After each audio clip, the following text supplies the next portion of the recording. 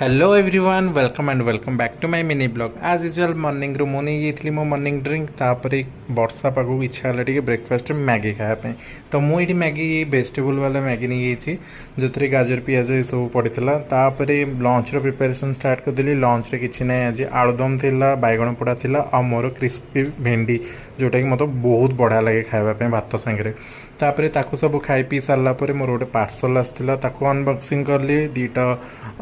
गोटे सर्ट आसाला गोटे T shirt आसाला T शर्टा बहुत अफोर्डेबल प्राइस रे थिला आई थिंक 265 रे मु मगैली आ सर्टा भी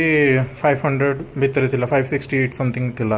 तापर से सब चेक चेक कर सारा इवनिंग रे टिके चिप्स खाई तापर गोटे होम रेमेडी बनई एटा माने जार कन्स्टिपेशन प्रॉब्लम थी सेटा ये पाउडर बन खाइले बहुत बढ़िया किसी ना हल्का जीरा मेथी जुआणी पान मधुरी ये चार्टा जिनस को हल्का भाजिकी ग्राइंड करदे बाय।